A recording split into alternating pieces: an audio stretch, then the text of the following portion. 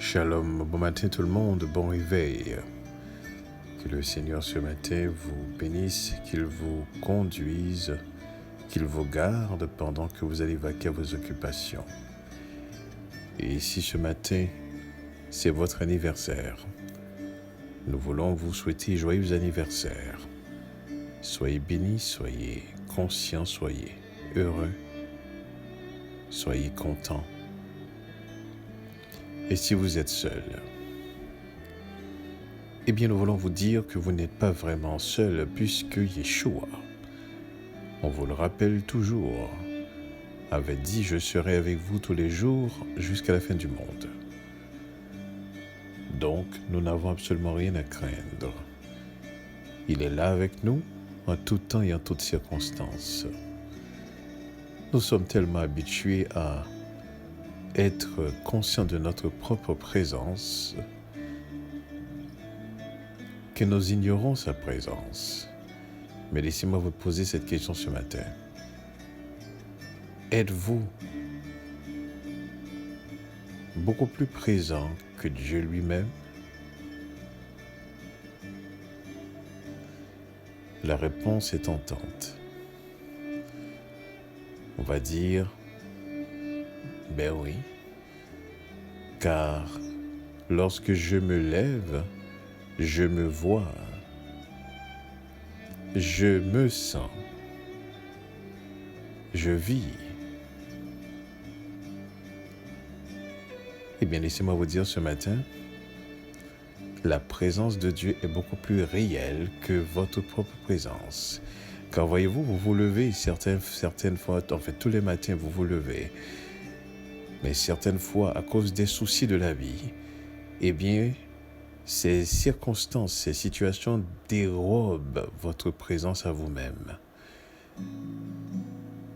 Certaines fois, vous êtes tellement rempli des situations de la vie que vous vous oubliez vous-même. Vous êtes tellement secoué par les circonstances, vous ne vous souvenez plus si vous avez une existence. N'est-ce pas?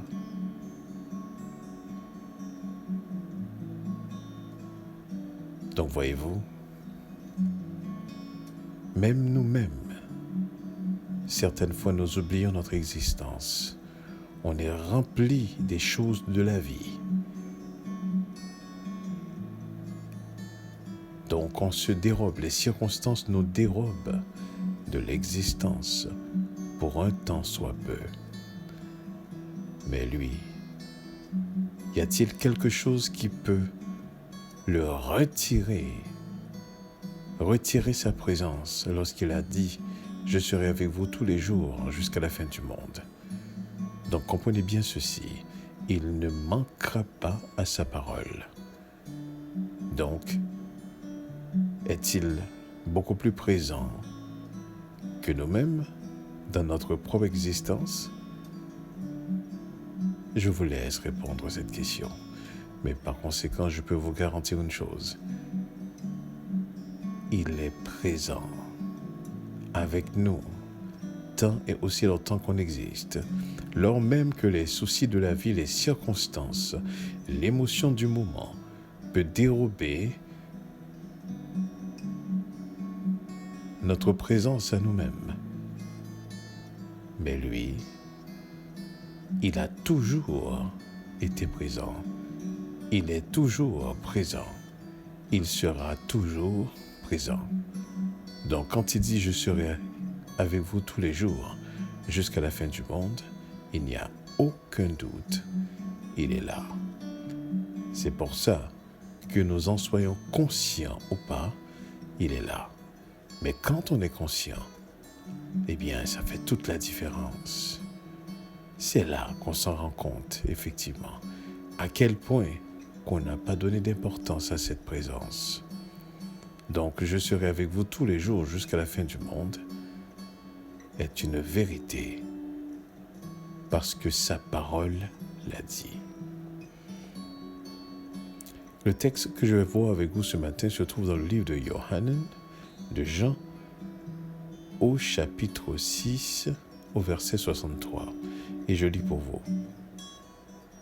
C'est l'esprit qui vivifie. La chair ne sert de rien. Les paroles que je vous ai dites sont esprit et vie. C'est l'esprit qui vivifie. La chair ne sert de rien. Les paroles que je vous dites sont esprit et vie. Voici que Yeshua parlait avec la foule, avec les disciples. Et par la suite, il leur fait comprendre à quel point que c'est important de manger sa chair, de boire de son sang, disait-il. Ma chair est une véritable nourriture, dans les versets précédents. Disait-il, mon sang est un véritable breuvage. Quiconque mange de sa chair, quiconque boit de son breuvage, de son sang, eh bien, cette personne vivra. Eh bien, beaucoup de personnes trouvaient que son discours était difficile. Et beaucoup de disciples cessèrent à cette période-là de le suivre. D'autres personnes ne pouvaient plus l'écouter. C'est à ce moment-là, comme il est dit dans les versets précédents, on lui a dit, ses disciples lui ont adressé la parole. Et la première des choses qu'on lui a fait savoir, on lui dit, dans les versets 60-61, plusieurs de ses disciples, après l'avoir entendu, dirent « Cette parole est dure, qui peut l'écouter ?» Et c'est à ce moment-là, Yeshua, sachant en lui-même que ses disciples murmuraient à ce sujet, leur dit « Cela vous scandalise-t-il » Et c'est là qu'il dit « Et si vous voyez le Fils de l'homme monter où il était auparavant ?» Et il les a fait comprendre par la suite. C'est l'esprit qui vivifie. La chair ne sert de rien. Les paroles que je vous ai dites sont esprit et vie. Laissez-moi vous dire ceci. Hier, j'ai été invité à écouter un groupe de discussion qui parle de la Bible. Mais ces hommes qui sont réunis pour parler de la Bible ne le font pas dans l'esprit d'être vivifiés, mais ils le font dans l'esprit de pouvoir remarquer les faiblesses des textes, remarquer les contradictions des textes, regarder justement les choses qui sont dites pour ainsi monter des arguments au moment qu'il y ait des hommes qui voudraient défendre les textes, j'ai bien dit les textes, eh bien que ces hommes puissent être confrontés à des arguments de taille, ne sachant effectivement quoi dire. Je n'ai pas participé à la conversation parce que je ne voyais pas la nécessité de le faire. Et aussi, étant donné qu'on m'a dit quelles sont les personnes qui allaient être dans cette discussion, ce sont ces mêmes hommes qui vont effectivement promouvoir le vaudou, qui vont promouvoir certaines choses dans lesquelles nous nous adhérons pas, tout simplement. Et j'ai compris une chose. Lorsque Yeshua lui-même parlait, il y avait un langage, et que ses disciples justement disaient « C'est dur de comprendre ces paroles-là ». Et Yeshua répondait « C'est l'esprit qui vivifie. La chair ne sert de rien. » Ici, lorsque Yeshua prononçait cette parole, c'est clair que ce qu'il voudrait dire, c'est que pour comprendre la parole de Dieu, pour comprendre certaines choses de Dieu, il faut l'Esprit de Dieu. Disait Paul dans le livre de Corinthiens, « Nul ne peut connaître les choses de l'homme si ce n'est l'Esprit de l'homme, n'est-ce pas? Alors, nul ne peut connaître les choses de Dieu si ce n'est l'Esprit de Dieu. Donc, il faut l'Esprit d'Élohim pour comprendre la parole d'Élohim. Et c'est là l'erreur qui se fait lorsque des hommes réunissent sans l'esprit et regardent les Écritures. Voyez-vous, dans un texte, vous pouvez voir des paroles, vous pouvez voir une histoire, vous pouvez voir des fables, vous pouvez voir un mythe, vous pouvez voir tout simplement un texte. Il est possible que vous ayez plusieurs types de visions. Mais si vous voulez comprendre la parole de Dieu, l'esprit qui vivifie, eh bien, ça vous prend l'esprit de Dieu pour comprendre sa parole. Vous savez, les cellules de nos corps, ces cellules ont chacune un type de clé. Donc, que ce soit l'oxygène que ces cellules apportent, les nutriments que nos cellules peuvent apporter, c'est avec la clé, justement, de ces éléments que ces éléments peuvent les pénétrer pour les nourrir, soit d'oxygène ou de nutriments.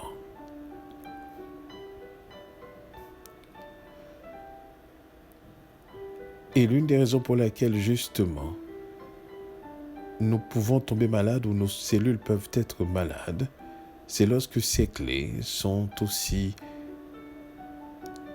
trompeuses par des virus, des bactéries, et qui viennent justement s'ajuster à nos cellules et les pénètrent jusqu'à nous faire tomber malades.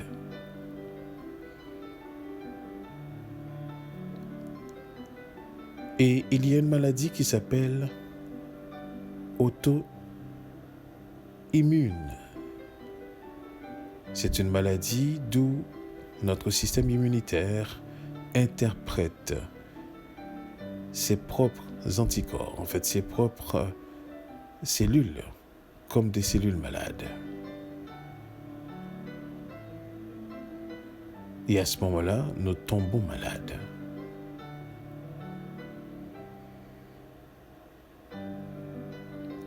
Il y a une chose que vous devriez saisir. La parole de Dieu ne peut être comprise que par l'Esprit de Dieu. Nous avons beau à vouloir comprendre de par notre propre intelligence. Et des fois, nous pouvons même comprendre que c'est notre intelligence qui nous permet de saisir cette parole. Mais en réalité, ce n'est pas vrai. Lorsque Pierre avait dit à Yeshua, « Tu es le Fils de Dieu vivant, tu es Yeshua Mashiach, le Fils du Dieu vivant. » Yeshua lui a répondu immédiatement, « Pierre, ce n'est ni la chair et le sang qui t'ont permis de comprendre cela, mais cela a été révélé par mon Père. » Voyez-vous? Vous devez comprendre ceci. La parole de Dieu ne peut être comprise que par l'Esprit de Dieu.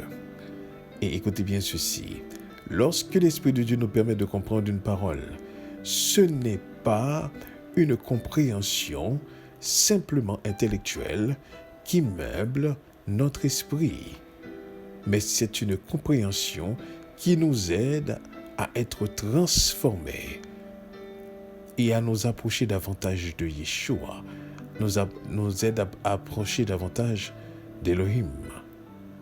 Donc, la compréhension de cette parole, avant toute chose, a pour objectif de transformer. C'est là la vivification de l'esprit. C'est l'esprit qui vivifie, c'est-à-dire c'est l'esprit de cette parole qui donne la vie. Disait-il, les paroles que je vous ai dites sont esprit et vie. Amen. Donc vous ne pouvez comprendre cette parole sans que vous ayez l'esprit Et quand vous comprenez cette parole, eh bien, ça vous communique la vie. Et cette vie que ça vous communique, c'est la connaissance de Dieu. Amen. Puisque la vie éternelle, c'est qu'ils te connaissent toi, le seul vrai Dieu, et celui que tu as envoyé, Yeshua Mashiach. Donc comprenez bien ceci.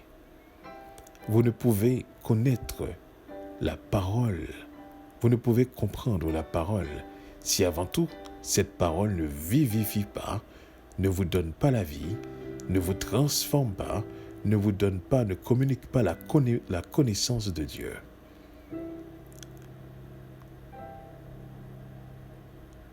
C'est l'esprit qui vivifie. La chair ne sert de rien. Les paroles que je vous ai dites sont esprit et vie.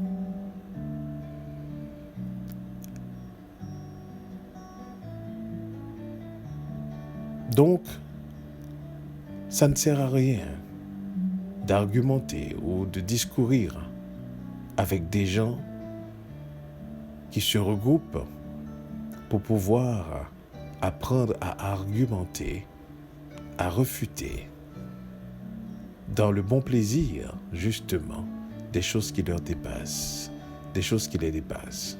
Ça ne sert à rien.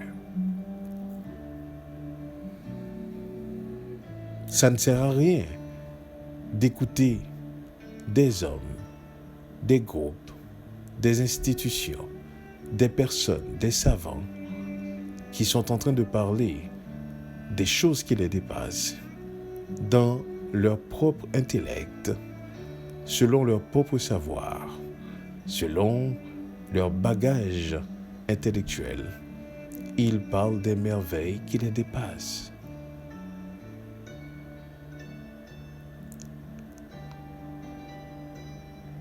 C'est l'esprit qui vivifie.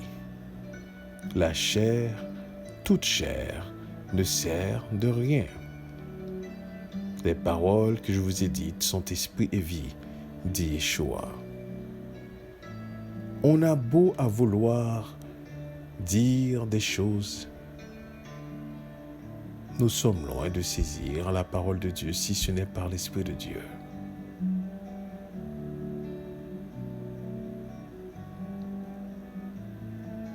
C'est l'une des raisons pour lesquelles j'ai compris.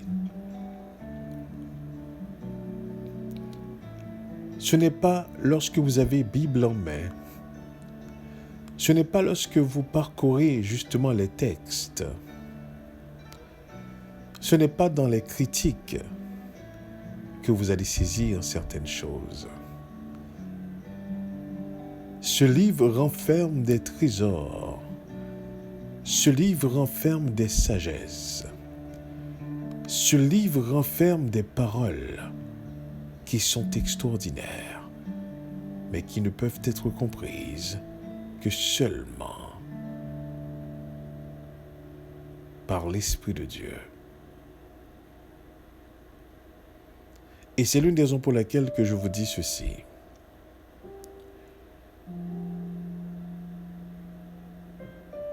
Ce n'est pas la Bible en tant que telle qui est importante.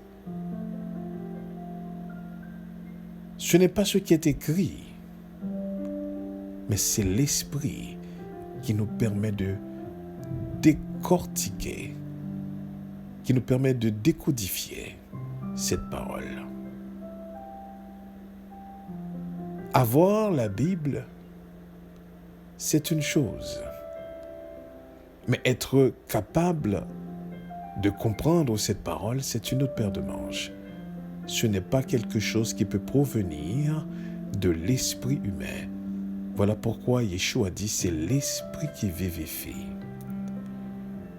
Et que la chair, c'est-à-dire tout ce qui émane de l'homme, ne sert à rien lorsqu'il est comparé devant la compréhension de sa parole. Ça ne sert à rien, la chair. La chair inclut la connaissance humaine. La chair inclut les démarches humaines. La chair inclut l'intellect humain. La chair inclut la recherche humaine. La chair inclut la science humaine. La chair inclut toutes les compréhensions humaines. Il n'y a rien de l'humain qui soit en mesure de pouvoir saisir, fût-ce un tant soit peu, la parole de Dieu. Il faut l'Esprit, le roi Kodesh, pour saisir la parole de Dieu. Lorsque Zorobabel a eu ce songe, cette vision qu'il n'arrivait pas à comprendre,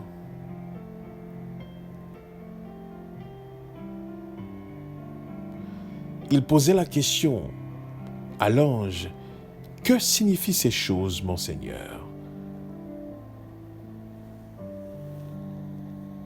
Et vous pouvez trouver ce texte dans le livre de Zacharie au chapitre 4, lorsque vous lisez les premiers versets du chapitre 4 jusqu'au verset 6-7.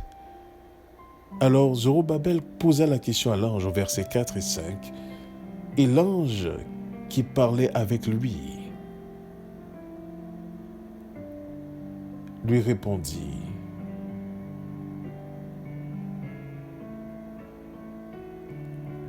alors lorsque l'ange parlait avec Zacharie, et Zacharie lui posait la question: que signifie cela?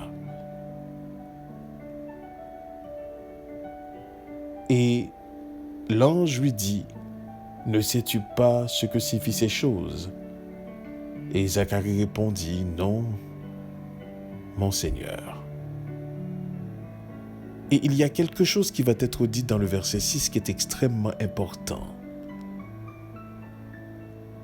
Alors, il reprit et me dit Zacharie, c'est ici la parole que l'Éternel adresse à Zorobabel. Ce n'est ni par la puissance, ni par la force, mais c'est par mon esprit, dit l'Éternel des armées.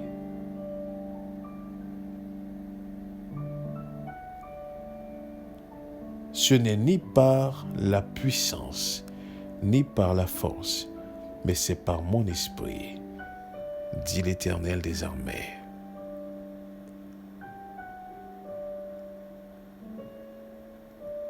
Le lien avec ce que Zacharie rapporte dans le livre, dans le chapitre 4, verset 6, et ce que Yeshua dit, voyez-vous, c'est l'esprit qui vivifie.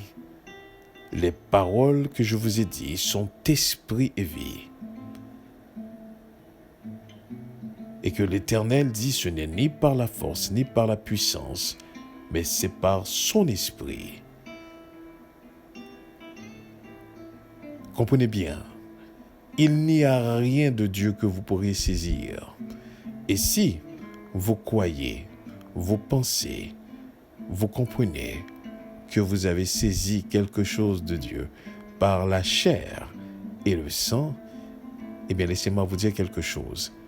Ce n'est pas quelque chose de Dieu que vous avez saisi, car ce que vous saisissez du grand Créateur, ce que vous saisissez de la parole de Yeshua, eh bien, c'est esprit et vie. Ça transforme et ça communique la vie et ça vous rapproche de Dieu. Si ces paroles ne peuvent pas vous changer, ne peuvent pas vous permettre de vous rapprocher davantage de Dieu, ce n'est pas des paroles qui proviennent de Dieu. Ou encore, vous n'en avez absolument aucune idée du sens, de la signification de ces paroles. Vous n'avez pas l'esprit qui permet de vivifier à travers ces paroles.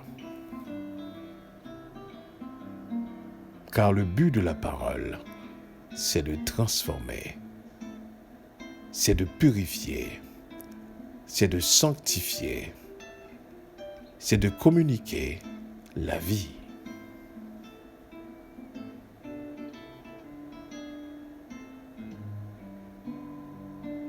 Lorsque le Seigneur s'adressa au peuple d'Israël, dans le livre d'Ézéchiel, je crois, il leur disait, « Je vous ai communiqué des préceptes qui vous donnent la vie, qui vous communiquent la vie. »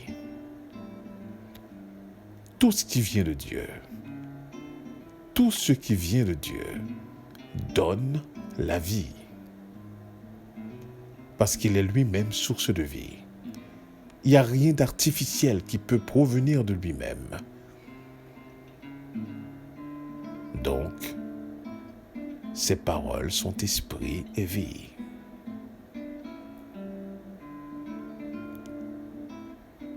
Nous devons comprendre et saisir ce matin. Ça ne sert à rien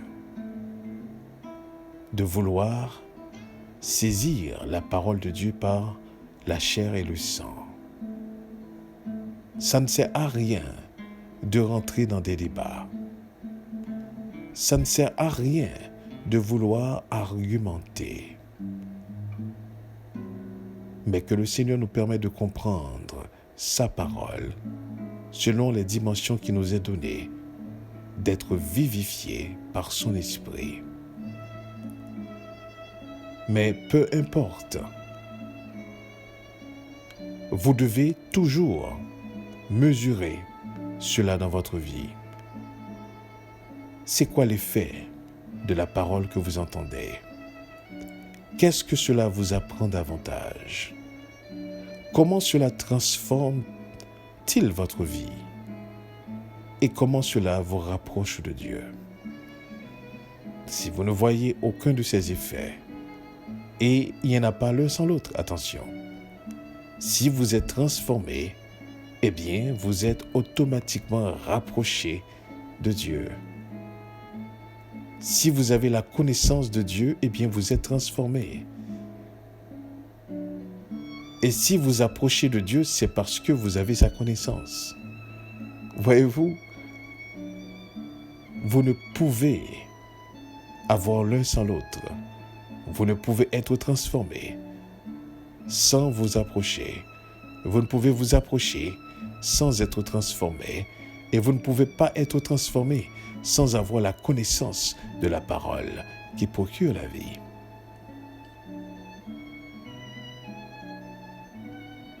Il est important ce matin que vous puissiez saisir toute parole provenant de Dieu vivifie. Et ce n'est ni par la puissance, ni par la force, non plus ce n'est pas la chair, mais c'est l'Esprit de Dieu qui permet de saisir les paroles de Dieu qui procurent la vie.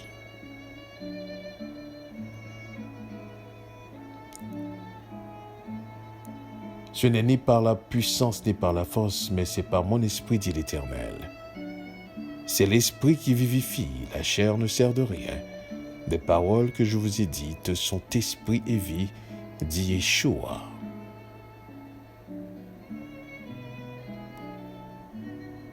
Il n'y a rien d'autre que nous pouvons faire qui nous permettrait effectivement de percer le mystère de la parole de Dieu. Rien, aucune étude, aucune recherche, aucune connaissance humaine, rien. Notre intellect ne peut saisir la profondeur de cette parole. Et quand cette parole est saisie, il y a transformation. Et là où il y a transformation, il y a connaissance de Dieu. Et là où il y a connaissance d'Élohim, eh bien, il y a rapprochement. Vous vous rapprochez davantage de lui-même. Comprenez bien ceci ce matin. C'est l'esprit qui vivifie. La chair ne sert de rien. Les paroles que je vous ai dites sont esprit et vie. Que le Seigneur ce matin nous permet de comprendre la profondeur de sa parole et nous transforme, nous donnant l'intelligence, l'esprit qui vivifie, afin que nous puissions connaître Elohim et nous approcher davantage de lui. Que Dieu vous bénisse. Restons conscients de sa présence. Amen. Amen.